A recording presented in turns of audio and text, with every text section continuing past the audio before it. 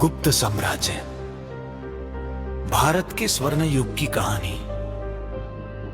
कल्पना कीजिए, लगभग सीसा वर्ष पहले का भारत। उत्तर भारत में अनेक छोटे बड़े राज्य थे। कहीं युद्ध चल रहे थे तो कहीं राजा अपने राज्य का विस्तार करने में लगे थे। इसी दौर में एक ऐसा राजवंश उभरा जिसने भारतीय इतिहास की दिशा बदल दी, गुप्त वंश। कहानी शुरू होती है श्रीगुप्त से। उनके बाद घटोत्कच और फिर उनके पुत्र चंद्रगुप्त प्रथम ने गुप्त शक्ति को मजबूत किया। चंद्रगुप्त प्रथम ने लिच्छवी राजकुमारी कुमार देवी से विवाह किया, जिससे गुप्तों की राजनीतिक शक्ति और बढ़ गई।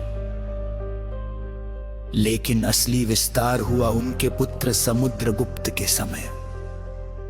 समुद्रगुप्त केवल एक महान योद्धा ही नहीं, बल्कि कला और संस्कृति के संरक्षक भी थे। उन्होंने उत्तर भारत के अनेक राज्यों को अपने अधीन किया और दक्षिण भारत तक अभियान चलाया। इतिहासकारों ने उनकी उपलब्धियों का वर्णन प्रयाग प्रशस्ति में किया है। उनकी सैन्य विजय के कारण उन्हें कई बार भारत का नेपोलियन कहा जाता है। समुद्रगुप्त के बाद उनके पुत्र चंद्रगुप्त द्वितीय, जिन्हें विक्रमादित्य के नाम से भी जाना जाता है, गुप्त साम्राज्य के सबसे प्रसिद्ध शासकों में शामिल हुए। चंद्रगुप्त द्वितीय के शासन में गुप्त साम्राज्य ने अपनी शक्ति और प्रतिष्ठा की नई ऊंचाइयों को छुआ। पश्चिमी भारत के शक शासकों को पराजित करके उन्होंने साम्राज्य का विस्तार किया। इसी काल में कला, साहित्य, विज्ञान और शिक्षा का शानदार विकास हुआ। इसी युग में महान कवि कालिदास जैसे विद्वानों का उत्कर्ष हुआ। गणित और खगोल विज्ञान के क्षेत्र में भी महत्वपूर्ण प्रगति हुई। आर्यभट्ट ने आगे चलकर भारतीय गणित और खगोल विज्ञान को नई दिशा दी। गुप्त काल में व्यापार और नगरों का विकास हुआ। मंदिर निर्माण और मूर्तिकला में भी नई शैलियां विकसित हुई। भारतीय संस्कृति का प्रभाव दूर दूर तक फैलने लगा।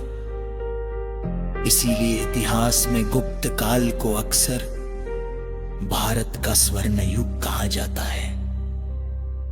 लेकिन हर साम्राज्य की तरह गुप्त साम्राज्य का भी पतन शुरू हुआ।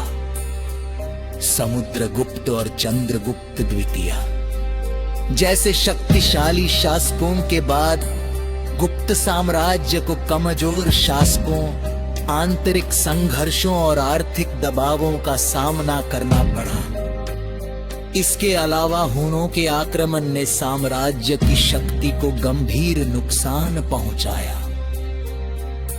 धीरे धीरे विशाल गुप्त साम्राज्य छोटे छोटे क्षेत्रों में बांटने लगा और लगभग 6ठी शताब्दी तक इसकी राजनीतिक शक्ति काफी कमजोर हो गई। फिर भी गुप्त साम्राज्य इतिहास के पन्नों में अमर हो गया, क्योंकि यह केवल एक साम्राज्य की कहानी नहीं थी। ये उस समय की कहानी थी जब तलवार के साथ ज्ञान की शक्ति भी बढ़ रही थी। साहित्य नई ऊंचाइयों को छू रहा था और भारतीय कला एवं संस्कृति दुनिया में अपनी पहचान बना रही थी। यही था गुप्त साम्राज्य, भारत के इतिहास का एक गौरवशाली अध्याय।